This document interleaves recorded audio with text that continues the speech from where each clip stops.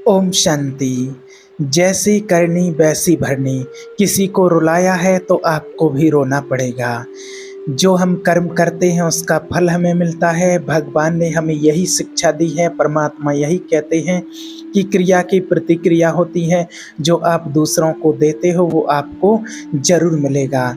इसलिए हमेशा यही कोशिश करो कि हमारे मन वचन कर्म से किसी को धोखा ना मिले, किसी को दुख ना मिले और हमारी वजह से किसी की आंखों में आंसू ना हो।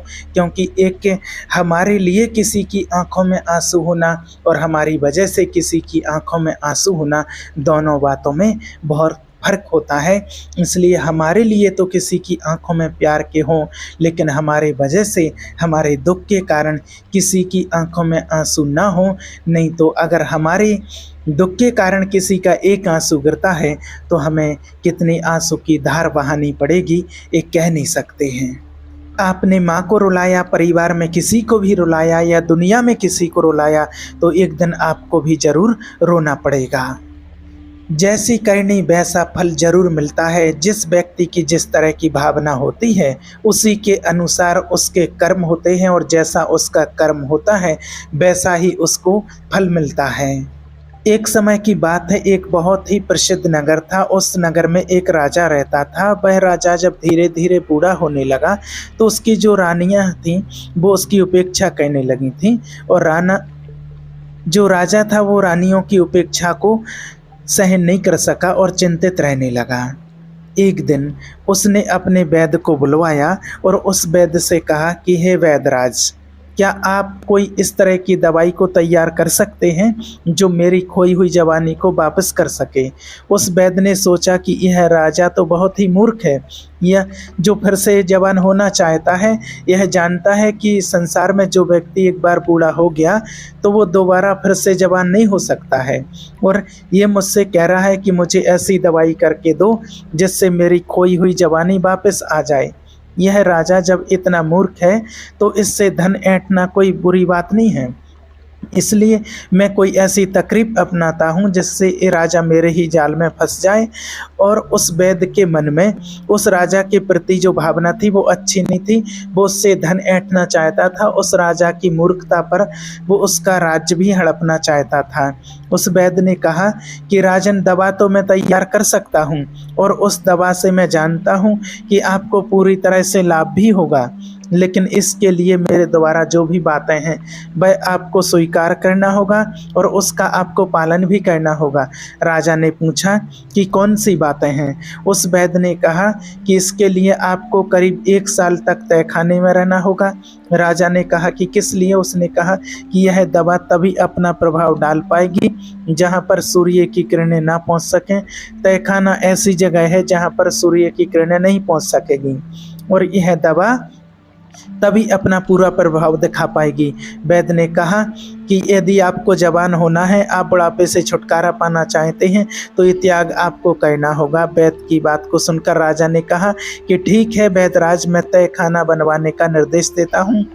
जब तक तय खाना तैयार होता है तब तक आप मेरे लिए दवाओं को तैयार कर दीजिए।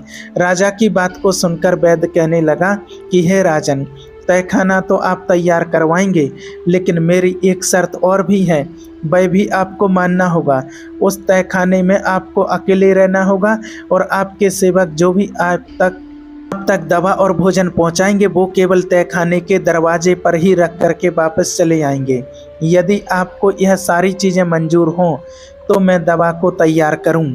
राजा उस वैद्य की बात को सुनकर के पूरी तरह से तैयार हो गया और मन ही मन राजा खुश हो रहा था कि मेरी जो खोई हुई जवानी है वह फिर से वापस आ जाएगी। और वह वैद्य मन में यह सोच रहा था कि यह राजा इतना मूर्ख है, मैं इससे काफ़ी धन ऐंठ लूँगा और इसके बाद इसके राज्य पर मेरा ही शासन हो जाएगा। क्योंकि राजा जब मेरे कहने के अनुसार तहखाने में चला जाएगा तो राज्य का जो भी कार्य है वो मेरे हिसाब से ही चलेगा। यही सोच करके निश्चित अवधि पर उसको तहखाने में पहुंचा दिया और उसका उपचार करने का वह ढोंग करने लगा। उसने राजा से कहा कि हे राजन, अब कुछ ही दिनों के बाद आपका बुढ़ापा दूर होने वाला है और आपके स्वास्थ्य पर बहुत बड़ा प्रभाव पड़ने वाला है। अभी तक जो एक खाल आपकी लटकी हुई है, जो चेहरे पर झुर्रियाँ हैं, ये सब जाने लगेंगी और आपका शरीर बहुत ही बलशाली और एक जवान इंसान की तरह हो जाएगा। आपकी रानियां जब आपको देखेंगी तो एकाएक देख करके वो पहचान भी नहीं पाएंगी। इस तरह से परिवर्तन आपके शरीर में होगा। फिर आगे क्या होता है, वो देवी अपनी इस तरह से चाल चलने लगा और इस तरह से चल रहा था कि जैसे वो लगता है कि स्वयं ही भगवान हो। और वो राजा उसकी बातों को सुनकर बड़ा प्रसन्न हुआ और कहने लगा कि हे व्याधराज, हम तो यही चाहते हैं, यदि मेरी खोई हुई जवानी फिर से वापस हो जाए तो मैं तुम्हें मुंह मांगा इनाम दूंगा और इतना धन दूंगा कि तुम्हारी आने वाली पीढ़ियां भी मालामाल हो जाएंगी। एक तरफ तो वह वैद राजा को जवान बनाने का ढोंग करता रहा और दूसरी तरफ जंगल के रास्ते से एक सुरंग को खुदवा करके उस तहखाने से मिलवा दिया। इसके बाद वह किसी ऐसी व्यक्ति की तलाश करने लगा जो राजा का बिल्कुल हमशक्ल हो, जिसकी शक्ल राजा से मिलती जुलती हो, लेकिन वह व्यक्ति जवान होना चाहिए। तभी एक दिन की बात है कि नदी के तट पर स्नान करता हुआ एक व्यक्ति वैसा ही दिखाई दिया जैसा वो वैद्य चाहता था, जिसकी शक्ल सूरत बिल्कुल उस राजा से मिल रही थी। वह जो वैद्य था उस व्यक्ति के पास पहुंचा और कहने लगा कि हे नौजवान, तुम लगता है कि इस नगर में पहली बार आए हो और तुम कहाँ के रहने वाले हो। उस व्यक्ति ने कहा कि श्रीमान जी, आपने बिल्कुल ठीक पहचाना है, मैं इस नगर में पहली बार आया हूँ, लेकिन आप मुझसे ये सब क्यों पूछ रहे हो। वैद्य ने कहा कि मैं आपसे इसलिए पूछ रहा हूँ कि तुम मुझको अपना मित्र समझ लो, मुझे अपना मित्र ही समझो। अगर तुम मेरा कहना मानोगे और मेरे काम के लिए तुम तैयार हो जाओगे तो मैं तुम्हें इस नगर का राजा भी बना सकता हूँ। वैद्य की बात को सुनकर के वह जो युवक था वह आश्चर्यचकित हो गया। वह कहने लगा कि आप कैसी बातें कर रहे हो, क्या आपका दिमाग सही नहीं है। उस वैद्य ने कहा कि नहीं, मेरा दिमाग तो पूरी तरह से सही है और मैं इस राज्य का वैद्य हूँ। मेरा राजा पर बहुत बड़ा प्रभाव है, मैं जो चाहता हूँ वही कर सकता हूँ। उस व्यक्ति ने कहा कि यह तो बड़ी खुशी की बात है, जब आप इतने प्रभावशाली व्यक्ति हैं तो आप मुझे राजा बना सकते हैं, लेकिन राजा बनने के लिए मुझे क्या करना होगा। वैद्य ने कहा कि सिर्फ कुछ दिनों के लिए तुम्हें तहखाने में रहना होगा, लेकिन जैसे ही तुम तहखाने से जब बाहर आओगे तो सीधे राज सिंहासन पर जाकर के बैठ जाओगे और तुम इस राज्य के राजा बन जाओगे। वैद्य की बात को सुनकर के वह व्यक्ति कहने लगा कि आपका यह प्रस्ताव मुझे स्वीकार है, बता दीजिए मुझे कितने दिनों तक इंतजार करना पड़ेगा। उस वैद्य ने कहा कि तुम्हें कुछ ही दिनों के लिए तहखाने में रहना होगा, इसके बाद तुम्हारा इंतजार खत्म हो जाएगा। बहुत कम समय में ही तुम्हारा इंतजार खत्म हो जाएगा, ज़्यादा से ज़्यादा 6-7 दिन तक तुम्हें तहखाने में रहना होगा। इसके बाद मेरी जो भी योजना है उसी के अनुसार मैं अपना काम करूँगा। उस व्यक्ति ने कहा कि ठीक है। पास में ही एक गांव पड़ता है, उसी गांव में जो गांव के बाहर एक झोंपड़ी है वहीं पर मैं ठहरा हूँ। यदि आप चाहें तो किसी भी युवक को या खुद आकर के मुझे वहां से बुलवा सकते हैं। उस वैद्य ने कहा ठीक है। फिर वह वैद्य वहाँ से वापस आया और अपनी योजना को और बढ़ा दिया। एक रात की बात है कि उसने जो बूढ़ा राजा था उसके खाने में जहर मिला दिया और उस जहर के कारण जब उस राजा की मृत्यु हो गई तो वह जो वैद्य था वह राजा की बॉडी को लेकर के कंधे पर लाद करके उस सुरंग के रास्ते से बाहर निकल गया और जंगल में जाकर के एक बड़ा सा कुआं था उसमें राजा की लाश को फेंक दिया और फिर वही सुरंग के रास्ते उस व्यक्ति को उस तहखाने में ला करके वहाँ बैठा दिया और उससे कहने लगा कि तुम्हें यहाँ कुछ ही दिन जो भी कष्ट है वह सहना पड़ेगा। जैसे ही तुम्हारी दाढ़ी और मूछें बड़ी हो जाएंगी और फिर तुम एक राजा के जैसे दिखाई देने लगोगे, मैं तुम्हें इस तहखाने से बाहर निकाल करके सीधे राजभवन में पहुंचा दूंगा और तुम इस तरह से रहना कि जैसे बुढ़ापे से छुटकारा पाकर तुम नए तरह से जवान हुए हो। उस व्यक्ति ने कहा यदि मुझे किसी ने पहचान लिया तो क्या होगा। तो वो वैद्य बहुत ही चालाक था, तो वो कहने लगा कि एक सब काम मुझ पर छोड़ दो, जो भी होगा मैं संभाल लूँगा। तुम्हें सिर्फ इतना कहना है कि मैं जो भी कह रहा हूँ, जैसा भी कह रहा हूँ, उसी के अनुसार तुम्हें चलना है। उस व्यक्ति ने कहा ठीक है। आप जैसा कहेंगे या आप जैसा कह रहे हैं मैं वैसा ही करूँगा।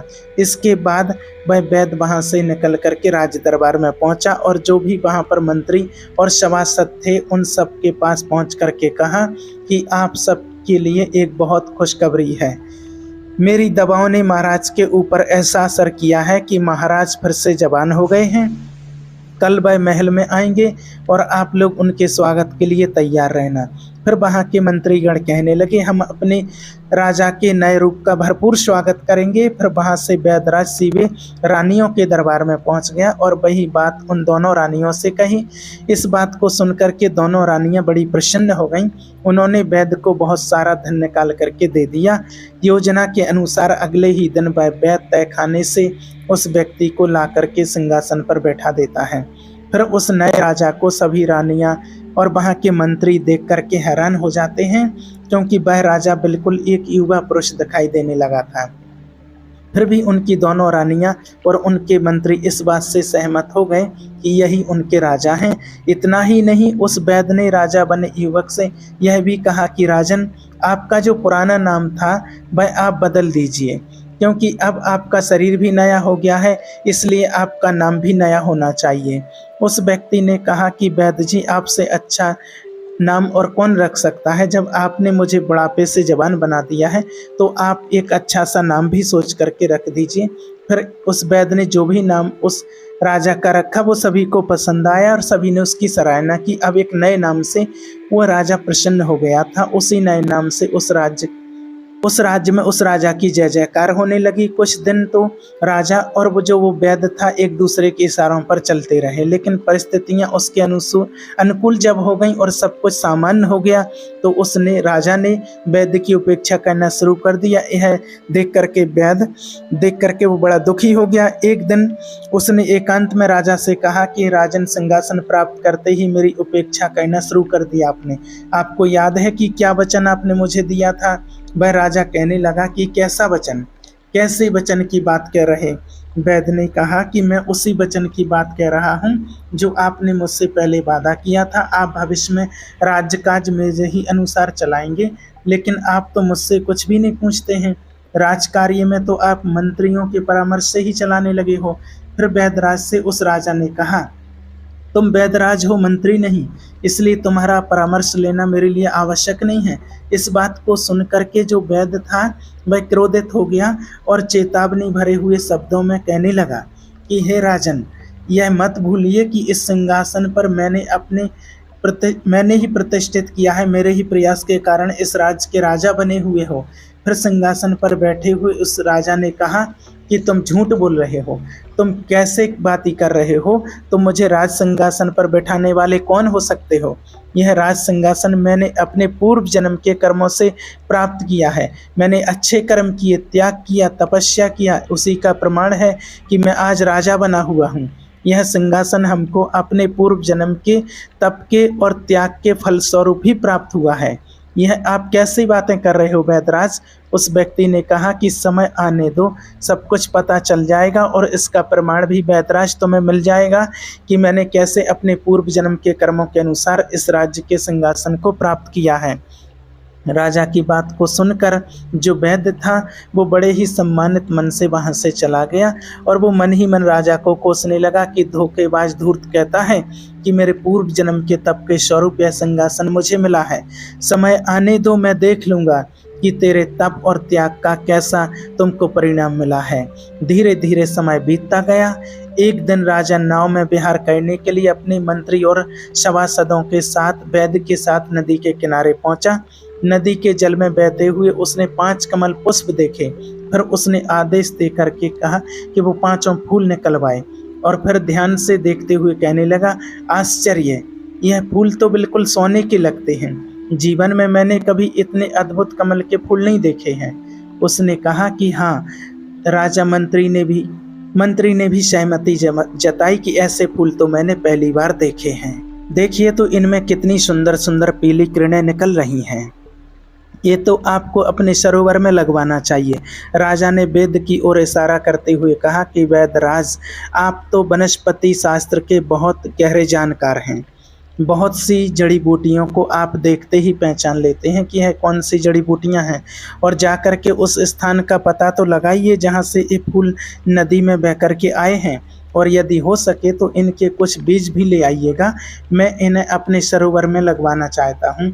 कोई और अफसर होता तो वह वैद्य जाने से इनकार कर देता, किंतु इतने मंत्रियों की उपस्थिति में वो इनकार कैसे कर सकता था। यदि वो इनकार करता तो उसकी योग्यता पर प्रश्न चिन्ह लग जाता। सभी यही सोचते कि इस वैद्य को वनस्पति शास्त्र का कोई ज्ञान नहीं, यह वैद्य तो केवल पाखंडी ढोंगी है और बड़ी बड़ी बातें करता रहता है, इससे कुछ भी जानकारी नहीं है। इस तरह से कि उसकी हंसाई ना हो जाए, यही सोच करके वह वैद्य तैयार हो गया। नदी के बहाव के विपरीत दिशा में चलता हुआ वैद्य उस नदी के उद्गम स्थल पर पहुंचा, जहां उसने एक बहुत पुराना ऐसा मंदिर देखा जहां एकदम खार में तब्दील हो चुका था। उस मंदिर का अधिकतर हिस्सा ध्वस्त हो चुका था, सिर्फ वही कक्ष कुछ अच्छी हालत में बचा हुआ था, जिसमें भगवान शिव की मूर्ति थी। और शिव जी की मूर्ति को देख करके उस वैद्य ने शिव जी को प्रणाम किया और फिर कक्ष से बाहर निकल करके मंदिर के प्रांगण में पहुंचा और इधर उधर निगाहें दौड़ाने लगा। तभी उसकी निगाह बरगद का बहुत विशाल पेड़ था, नदी के किनारे उगा हुआ था। देखते ही देखते घोर बरसात शुरू हो गई आंधी के साथ, और भीगने से बचने के लिए जो वैद्य था वो बरगद के नीचे आ गया। जैसे ही वर्षा की बूंदें गिरी और वर्षा की बूंदें गिरते ही और उस वृक्ष के नीचे से एक कमल पुष्प, स्वर्णिम पुष्प कमल जैसा, और वहां से निकला, और यह देख करके वो आश्चर्य रह गया। जैसे ही वैद्य ने उस फूल को छूना चाहा और वो फूल वहीं पर नदी के पानी में डूब गया। जैसे ही वैद्य वापस लौटा तो राजा ने पूछा क्या हुआ, तो वैद्य ने सारी घटना राजा को बताई। सुनकर के राजा के चेहरे पर मुस्कान आ गई। उसने वैद्य से कहा कि वैद्यराज, जिस वृक्ष को तुम देख करके आ रहे हो वो बरगद का पेड़ था, वहाँ मैं पूर्व जन्म में बैठ करके तपस्या करता था। वहीं में शिव जी का जो मंदिर है, वहाँ शिव जी के मंदिर में मैं तपस्या करता था। मैंने अपने पूर्व जन्म में उस बरगद के वृक्ष के नीचे बैठ करके वर्षों तक बैठ करके भोलेनाथ की वर्षों तपस्या की। मैं एक योगी था, तपस्या करते करते वहीं पर मेरी मृत्यु हो गई थी, और उसी तपस्या का फल जो मिला कि मुझे आज राजा बनाया गया। तो राजा की इन बातों को सुनकर उस वैद्य ने कहा, पर मेरी एक शिकायत अभी भी है। आपसे मेरे प्रयासों से, आप मेरे ही प्रयासों से राजा बने हैं और आप अभी भी मेरी उपेक्षा कर रहे हैं। उस राजा ने कहा कि हे वैद्यराज, यही तो तुम्हारा भ्रम है। मैंने तुम्हें बताया तो है कि राजपद मुझे मेरे पूर्व जन्म के कर्मों के फल के कारण मिला है। उस वैद्य ने कहा कि तुम मेरे प्रयास का कोई मतलब नहीं है क्या? राजा कहने लगा कि तुमने जितने काम किए सब अपने स्वार्थ के कारण ही किए हो।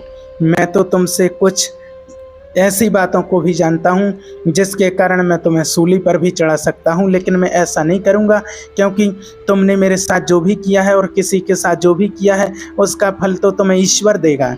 यह सुनकर के वैद्य जो था वह भय से कांपने लगा। राजा ने जब उसे कांपते हुए देखा तो वह कहने लगा कि डरने की कोई बात नहीं है, विश्वास रखो कि मैं तुम्हें सूली पर लटकाने का आदेश नहीं दूंगा, क्योंकि मैं जानता हूँ जन्म मरण हानि लाभ ये सब कुछ अपने कर्म से ही होता है। अपने पूर्व जन्म के कर्मों का फल मैं इस जीवन में राजा बन करके भोग रहा हूँ।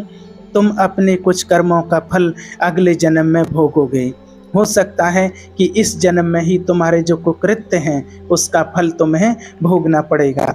अब जाओ, उस दिन का इंतजार करो कि जब तुम्हें तुम्हारे कर्मों का फल लौट करके तुम्हारे पास जरूर आएगा। उस राजा की इन बातों को सुनकर के वो वैद्य बड़ा उदास हुआ और वहाँ से चला गया और अपने घर में जाकर के पलंग पर लेट गया। समय बीतता गया, राजा का कहा हुआ सही हो गया। कुछ दिनों के बाद जो वैद्य था वह जंगल में जड़ी बूटियाँ ढूंढने के लिए गया। संयोग से वह उसी कुएं के पास पहुंच गया जहां उसने उस वृद्ध राजा की लाश को कुएं में फेंका था। उस कुएं में एक अब ऐसी झाड़ी उगाई थी जिसकी टहनियाँ कुएं के बाहर तक फैली हुई थीं। उन टहनियों में पीले रंग के, लाल रंग के बड़े ही सुंदर पुष्प खिले हुए थे।